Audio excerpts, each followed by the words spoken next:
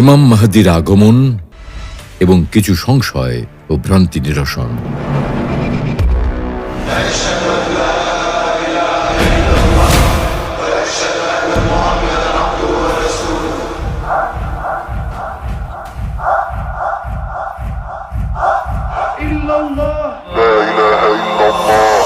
আমাদের প্রিয় নবী মুহাম্মদ সাল্লাল্লাহু আলাইহি ওয়াসাল্লাম তার উম্মতকে কিয়ামতের অনেক আলামত সম্পর্কে সতর্ক করেছেন। আবার মুসলিম উম্মাহকে কিয়ামত পূর্ব কিছু সুসংবাদও প্রদান করেছেন।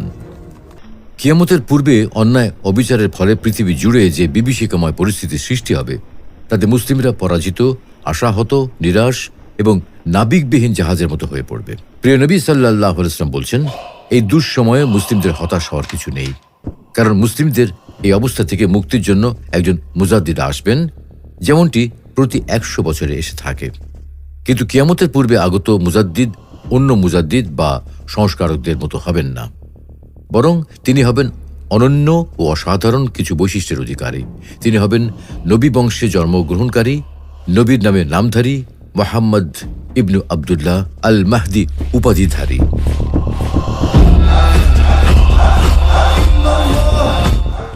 প্রিয় দর্শক, চলুন তাহলে ইমাম মাহদির পরিচয়, তাকে চেনার উপায় এবং তার আগমনের সময় সম্পর্কে জেনে নেওয়া যাক। ইমাম মাহদির নাম, বংশ পরিচয় এবং শারীরিক বৈশিষ্ট্য। ইমাম মাহদির পূর্ণ নাম হল মুহাম্মদ ইবনু আবদুল্লাহ আল ফাতিমি আল হাসানি। কেননা নবী করিম সাল্লাল্লাহু আলাইহি ওয়াসাল্লাম বলেছেন, আমার পরিবারের মধ্যে একজন লোক রাজাধিপতি হবে, তার নাম হবে আমার নামের অনুরূপ। অপর এক বর্ণনায় তিনি ইরশাদ করেন, যদি দুনিয়ার মাত্র একদিন অবশিষ্ট থাকে, তবে আল্লাহ পাক সেই দিনকে অত্যন্ত দীর্ঘায়িত করবেন এবং আমার থেকে অথবা আমার পরিজন থেকে একজন লোক আবির্ভূত করবেন, যার নাম ও তার পিতার নাম আমার ও আমার পিতার নামের সঙ্গে হুবহু মিল হবে। সে পৃথিবীকে ইনসাফে পরিপূর্ণ করবে, যেরূপ তা জুলুমে পরিপূর্ণ ছিল। তার নাম হবে হুবহু আমারই নাম। আরও একটি বর্ণনায় রাসূলুল্লাহ সাল্লাল্লাহু আলাইহি ওয়াসাল্লাম বলেন, আমার বংশ থেকে মাহদির আবির্ভাব হবে। সে হবে প্রশস্ত ললাট ও উন্নত নাক বিশিষ্ট। তখনকার দুনিয়া যেরূপ জুলুমে ভরে যাবে, সে তার বিপরীতে তা ইনসাফে ভরে দেবে। ইমাম মাহদিকে ইমাম এবং মাহদি উপাধি দেওয়ার কারণ। ইমাম মাহদি এটা কোনো সুনির্দিষ্ট নাম নয়, বরং এটা একটা উপাধি। আরবি মাহদি শব্দের অর্থ হল হেদায়েত বা সৎপথ প্রাপ্ত।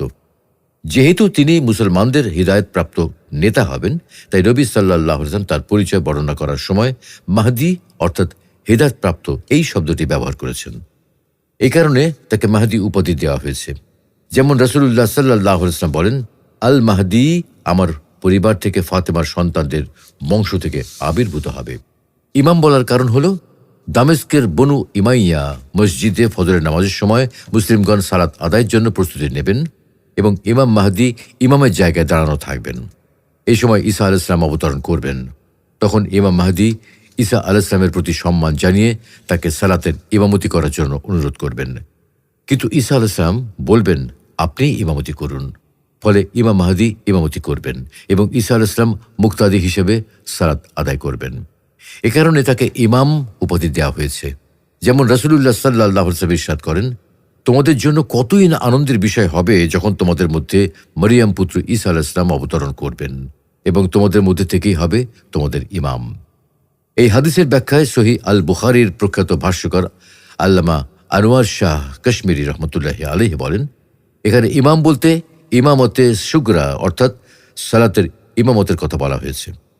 ঈসা আলাইহিস সালাম যখন অবতরণ করবেন, তখন মুসলিমরা সালাতের জন্য কাতারবন্দি হয়ে থাকবেন এবং ইমাম মাহদি ইমামের জায়গায় দাঁড়ানো থাকবেন। ফলে ঈসা আলাইহিস সালামকে অনুরোধ করা হলেও তিনি তখন সালাতের ইমামতি করবেন না। ঈসা আলাইহিস সালাম অবতরণের পর এটা একবারই ঘটবে। পরবর্তীতে ঈসা আলাইহিস সালামই মুসলিমদের নেতৃত্ব দেবেন এবং তিনি ইমামতে কুবরা অর্থাৎ খেলাফত পরিচালনার পাশাপাশি ইমামতে সুগরা অর্থাৎ সালাতের ইমামতিও করবেন। কেননা নবী রাসূলই হলেন আল্লাহর নিকট সবচেয়ে বেশি গ্রহণযোগ্য। সুতরাং একজন নবীর বর্তমানে অন্য কেউ মুসলিমের খলিফা হতে পারেন না। এ প্রসঙ্গে অপর একটি বর্ণনায় রাসূলুল্লাহ সাল্লাল্লাহু আলাইহি ওয়াসাল্লাম ইরশাদ করেন, কিয়ামত পর্যন্ত আমার উম্মতের একদল সত্য দ্বীনের উপর প্রতিষ্ঠিত থেকে বাতিলের বিরুদ্ধে লড়তে থাকবে। অবশেষে ঈসা আলাইহিস সালাম অবতরণ করবেন। তখন মুসলিমদের আমির বলবেন, আসুন সালাতে আমাদের ইমামতি করুন। তিনি বলবেন, না, আপনাদেরই একজন অন্যদের জন্য ইমাম নিযুক্ত হবেন। এ হলো আল্লাহ তাআলা প্রদত্ত এই উম্মতের সম্মান। ইমাম মাহদির আগমনের সময়। ইমাম মাহদি সম্পর্কে সহিহ বুখারী ও মুসলিম সহ অন্যান্য নির্ভরযোগ্য কিতাবে একাধিক সাহাবী সূত্রে একাধিক হাদিস বর্ণিত হয়েছে। কোনটিতে ইমাম মাহদির নাম এবং কোনটিতে তার শারীরিক বৈশিষ্ট্য এবং কার্যক্রম উল্লেখ করা হয়েছে। এ প্রসঙ্গে শাইখ আব্দুল মহসিন আল আব্বাদ বলেন, ২৬ জন সাহাবী থেকে ইমাম মাহদির আগমন সম্পর্কিত হাদিসগুলো বর্ণিত হয়েছে এবং ৩৬টি হাদিস গ্রন্থে এই সমস্ত হাদিস বর্ণিত হয়েছে। এই সকল হাদিস থেকে বোঝা যায়, কিয়ামতের নিকটবর্তী সময় কুরাইশ বংশে আবদুল্লাহ নামের কোনো এক সৌভাগ্যবান পিতার ঘরে ইমাম মাহদির জন্ম হবে। স্বাভাবিকভাবে তিনি বেড়ে উঠবেন। তখন পৃথিবী জুড়ে ইসলামের বিধিবিধান সঠিকভাবে পালন করা হবে না। ইসলামী শরিয়ার বিধানের সাথে ব্যাপক হারে ভ্রান্ত মতবাদের মিশ্রণ ঘটবে। এ সময় ইমাম মাহদি ইসলামী শরিয়া থেকে এইসব কুসংস্কার দূর করবেন। যেমন নবী করিম সাল্লাল্লাহু আলাইহি ওয়াসাল্লাম বলেন, আল্লাহ তাআলা এই উম্মতের জন্য প্রতি ১০০ বছরে একজন মুজাদ্দিদ প্রেরণ করেন, যিনি তাদের দ্বীনে সংস্কার করেন। শাইখ নাসিরউদ্দিন আলবানী রহমতুল্লাহ আলাইহি বলেন, ইমাম মাহদি হবেন কিয়ামত পূর্ব সময়ের মুজাদ্দিদ। তার ইলম ও যোগ্যতার কারণে মানুষ তার অনুসরণ করবে, ফলে মুসলিম সমাজে ইনসাফ ও সুখ শান্তি বিরাজ করবে। বর্তমানে অনেক মুসলিম রাষ্ট্রে ইসলামের নামে যেসব কুসংস্কার আছে, এগুলো তখন আর থাকবে না। অবশ্য বর্তমানে কিছু কিছু মানুষ দাবি করেন যে ইতিমধ্যে ইমাম মাহদির জন্ম হয়ে গেছে এবং ২০২৮ সালে তার আবির্ভাব হবে। এসব দাবি নতুন কিছু নয়, বরং ইতিহাসের বিভিন্ন পর্যায়ে অনেকে যেমন নিজেই নিজেকে ইমাম মাহদি বলে দাবি করছে, তেমনি অনেক গোষ্ঠীও নিজেদের নেতাকে ইমাম মাহদি বলে দাবি করেছে। যেমন ইসনা আশারিয়া শিয়া বা ১২ ইমামি শিয়াদের নিকট তিনি হলেন আল মাহদি আল মুনতাজির, অর্থাৎ যে মাহদির জন্য অপেক্ষা করা হচ্ছে। ২৫৫ হিজরির ১৫ই শাবান ইরাকের সামেররা শহরে তার জন্ম হয়েছে। তার পিতা হলেন ইমামতের আকাশের ১১তম নক্ষত্র হযরত ইমাম আসকারী রাহমাতুল্লাহ আলাইহি এবং মাতা হলেন রোম সম্রাটের দৌহিত্র সম্রাট রমণী নার্জিস। তিনি আব্বাসী খলিফা আল মুতাওয়াক্কিলের শত্রুতার কারণে সিরদাপ নামক স্থানে আত্মগোপনে চলে গেছেন এবং যথাসময়ে আত্মপ্রকাশ করবেন। আরেক দল মানুষও ইমাম মাহদির অবতরণকাল নির্ধারণ করার চেষ্টা করেছেন। তাদের কারো মতে ২০১৯ সাল, কারো মতে ২০২১ সাল, আবার কেউ বলছেন ২০২৪ সাল অথবা ২০২৮ সালে ইমাম মাহদির আগমন ঘটবে। তারা বলেন, একটি গবেষণায় প্রমাণিত হয়েছে যে উসমানী খেলাফত পতনের ১০০ বছর পর ইমাম মাহদির আগমন ঘটবে। তুরস্কের উসমানী খেলাফতের পতন হয় ১৯২৪ সালে। এই হিসেবে ২০২৪ সালে বা ২০২৮ সালে ১৫ রমজান শুক্রবারে ইমাম মাহদির আগমন ঘটবে। প্রমাণস্বরূপ তারা বলেন, ফিরোজ আদ-দাইলামি বর্ণনা করেন, রাসূলুল্লাহ সাল্লাল্লাহু আলাইহি ওয়াসাল্লাম বলেছেন, কোন এক রমজানে বিকট আওয়াজ হবে। সাহাবীগণ জিজ্ঞাসা করলেন, হে আল্লাহর রাসূল, রমজানের শুরুতে নাকি মাঝামাঝি নাকি শেষ দিকে হবে? নবী করিম সাল্লাল্লাহু আলাইহি ওয়াসাল্লাম বললেন, রমজানের মাঝামাঝি দিনে। যে রমজান মাসের ১৫ তারিখের রাত্রি শুক্রবার রাত হবে, সেই রাতে আকাশ থেকে একটি বিকট শব্দ আসবে। ৭০,০০০ মানুষ সংজ্ঞাহীন হয়ে পড়বে, ৭০,০০০ বধির হয়ে যাবে, ৭০,০০০ বাকশক্তিহীন হয়ে যাবে, আর ৭০,০০০ অন্ধ হয়ে যাবে। হাদিসটি প্রসঙ্গে ইমাম যাহাবী রহমতুল্লাহ আলাইহি বলেন, হাদিসটি বাতিল বা পরিত্যাজ্য। শাইখ আলবানী রহমতুল্লাহ আলাইহি বলেন, হাদিসটি জাল বা বানোয়াট। শাইখ আব্দুল্লাহ ইবনু বাজ রহমতুল্লাহ আলাইহি বলেন, হাদিসটি বাতিল বা পরিত্যাজ্য অথবা মিথ্যা। দ্বিতীয়ত, ২০২৪ বা ২০২৮ সালের রমজান মাসের ১৫ তারিখ শুক্রবার হবে কিনা তার কোনো নিশ্চয়তা নেই, কেননা তা চাঁদের সঙ্গে সম্পর্কিত, ক্যালেন্ডারের সঙ্গে নয়। তাই ক্যালেন্ডারের উপর ভিত্তি করে এই কথা বলা ঠিক নয়। তাছাড়া রমজান মাসগুলোর মধ্যে অনেক রমজান মাসেরই ১৫ তারিখ শুক্রবার ছিল, তাতে কোনো সন্দেহ নেই। যেমন ১৪৪১ হিজরি ২০২০ খ্রিস্টাব্দ এর ১৫ই রমজান, ১৪৩৩ হিজরি ২০১২ খ্রিস্টাব্দ এর প্রথম ও ১৫ই রমজান, ১৪২৫ হিজরি ২০০৪ খ্রিস্টাব্দ এর ১৫ই রমজান। এভাবে অনুসন্ধান করে দেখা যায় শুধু বিগত ৪০ বছরে ৯ বার ১৫ই রমজান শুক্রবার হয়েছে। যদি সত্যি এটা সঠিক হতো, তাহলে ইমাম মাহদির আগমন অনেক আগেই হয়ে যেত। শাইখ আব্দুল আজিজ বিন বাজ রহমতুল্লাহ আলাইহি বলেন, ইমাম মাহদির আগমনের বিষয়টি অতি সুস্পষ্ট। এ ব্যাপারে হাদিসগুলো সহিহ সূত্রে বর্ণিত। যে ব্যক্তি আখেরি জামানায় ইমাম মাহদির আগমনকে অস্বীকার করবে তার কথা কর্ণপাত করা যাবে না। ইমাম মাহদির আগমনের স্থান। ইসলামী শরিয়ার কোথাও ইমাম মাহদির আগমনের স্থান সম্পর্কে সুস্পষ্ট কোনো তথ্য বর্ণিত হয়নি। তবে এই বিষয়ে কয়েকটি বর্ণনা পাওয়া যায়, যা থেকে মনে হয় তিনি মদিনা মুনাওয়ারা থেকে পূর্ব দিকের কোন এক অঞ্চল থেকে প্রকাশিত হবেন। যেমন নবী সাল্লাল্লাহু আলাইহি ওয়াসাল্লাম বলেন, তোমাদের একটি খনিজ সম্পদের নিকট পরপর ৩ জন খলিফার পুত্র নিহত হবে। তাদের কেউ সেই খনিজ সম্পদ দখল করতে পারবে না। অতঃপর প্রাচ্য দেশ থেকে কালো পতাকা উড্ডীন করা হবে। তারা তোমাদেরকে এত ব্যাপকভাবে হত্যা করবে যে ইতোপূর্বে কোনো জাতি তদ্রূপ করেনি। বর্ণনাকারী বলেন, রাসূলুল্লাহ সাল্লাল্লাহু আলাইহি ওয়াসাল্লাম আরও কিছু বলেছেন যা আমার মনে নেই। অতঃপর তিনি আরও বলেন, তাকে আত্মপ্রকাশ করতে দেখলে তোমরা বরফের উপর হামাগুড়ি দিয়ে হলেও তার কাছে বায়াত গ্রহণ করো, কারণ সে আল্লাহর খলিফা আল মাহদি। অনেক মুহাদ্দিস হাদিসটিকে সহিহ বলেছেন, তবে ইমাম যাহাবী রহমতুল্লাহি আলাইহি বলেন হাদিসটি মুনকার। ইমাম বাইহাকী রহমতুল্লাহি আলাইহি বলেন আব্দুর রাজ্জাক হাদিসটি এককভাবে বর্ণনা করেছেন। আলবানী রহমতুল্লাহি আলাইহি বলেন হাদিসটি যঈফ ও মুনকার। রাসূলুল্লাহ সাল্লাল্লাহু আলাইহি ওয়াসাল্লাম বলেছেন, যখন তোমরা খোরাসানের দিক থেকে কালো পতাকাধারীদের আসতে দেখবে তখন তোমরা তাদের সঙ্গে শামিল হয়ে যাবে, কেননা তাদের মধ্যেই খলিফা ইমাম মাহদি থাকবেন। হাদিসটিকে অনেকে সহিহ বললেও কেউ কেউ এটিকে দুর্বল বলেছেন, যেমন আব্দুর রহমান আল মুবারকপুরি, শোয়েব আল আদনাউত এবং আলবানী রহমতুল্লাহি আলাইহি।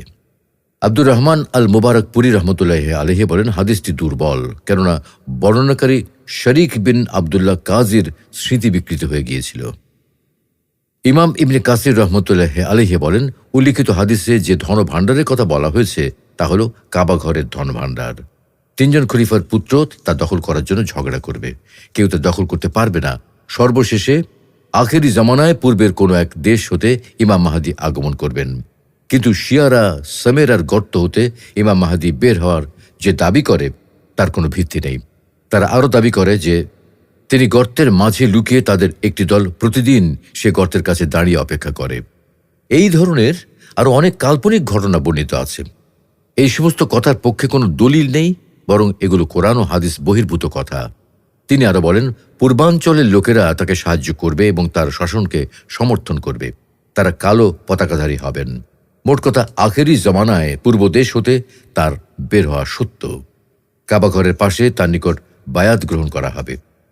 উপরোক্ত আলোচনার ভিত্তিতে বলা যায় কিয়ামতের পূর্বে ইমাম মাহদির আগমন করার বিষয়টি সত্য, কারণ তার আগমনের ব্যাপারে অনেক সহিহ হাদিস বর্ণিত হয়েছে। মাকামে ইব্রাহিম এবং রুকনে ইয়ামানির মধ্যবর্তী স্থানে মুসলমানগণ তার হাতে বায়াত গ্রহণ করবে। ইমাম মাহদির নেতৃত্বে মুসলমানগণ সম্মান ও সুখ শান্তিতে বসবাস করতে থাকবে। তিনি মুসলমানদের খলিফা হয়ে শরিয়া আইনের মাধ্যমে বিচার ফয়সালা করবেন। তার জামানায় মুসলমানদের মাঝে চরম সুখ শান্তি ও নিয়ামত বিরাজ করবে। একটা সময় ঈসা আলাইহিস সালাম যখন আকাশ থেকে অবতরণ করবেন, তখন তিনি ঈসা আলাইহিস সালামের সাথে যোগ দিয়ে দাজ্জালের বিরুদ্ধে যুদ্ধ করার জন্য বের হবেন এবং দাজ্জাল হত্যার কাজে ঈসা আলাইহিস সালামকে সহায়তা করবেন। তিনি 5 বছর, মতান্তরে 7 বছর, মতান্তরে 9 বছর পৃথিবীতে বসবাস করবেন। অতঃপর মৃত্যুবরণ করবেন এবং মুসলমানগণ তার জানাজা নামাজ পড়বে। আল্লাহ রাব্বুল আলামিন পবিত্র কোরআনুল কারীমে ইরশাদ করেন, কিয়ামত অবশ্যই সংঘটিত হবে, এতে কোনো সন্দেহ নেই। তবে তা কখন সংঘটিত হবে এ বিষয়ে তিনি ব্যতীত অন্য কারো কোনো কিছু জানা নেই। স্বয়ং নবী সাল্লাল্লাহু আলাইহি ওয়াসাল্লাম, জিবরিল আলাইহিস সালাম এবং যে ফেরেশতা সিংহায় ফুৎকার দেওয়ার মাধ্যমে কিয়ামতের মহাপ্রলয় শুরু হবে, সেই ফেরেশতাও জানে না যে তাকে কখন সিংহায় ফুৎকার দিতে হবে। কিন্তু আল্লাহ তাআলা ইতোমধ্যেই কিয়ামতের আলামত প্রকাশিত হয়ে যাওয়ার কথা বলেছেন।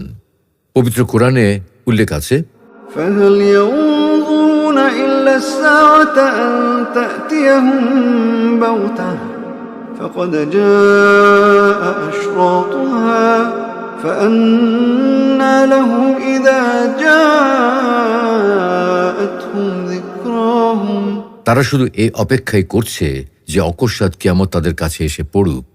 বস্তুত কিয়ামতের লক্ষণ সমূহ তো এসেই পড়েছে। সুতরাং কিয়ামত এসে পড়লে তারা কিভাবে উপদেশ গ্রহণ করবে? সুতরাং মুসলিমদের উচিত হলো কারো অপেক্ষায় না থেকে যার যার সামর্থ্য অনুসারে সৎ কাজ করতে থাকা এবং আল্লাহর মনোনীত দ্বীন ইসলাম প্রতিষ্ঠিত করার চেষ্টা করা। সাহাবাগণ এবং সালাফে সালেহিনগণ যুগ যুগ ধরে এটাই করে আসছেন, কেননা আল্লাহ তাআলা ইরশাদ করেন, وقل اعملوا فسيرى الله عملكم ورسوله والمؤمنون وستردون إلى عالم الغيب والشهادة فينبئكم بما كنتم تعملون।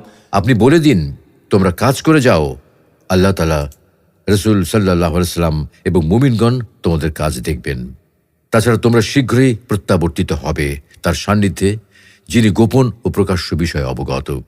তখন তিনি তোমাদেরকে তোমাদের কাজের ফলাফল জানিয়ে দেবেন। আল্লাহ তাআলা আমাদের সকলকে কারো অপেক্ষায় না থেকে নিজ নিজ সামর্থ্য অনুযায়ী আমল করার তৌফিক দান করুন। আমিন।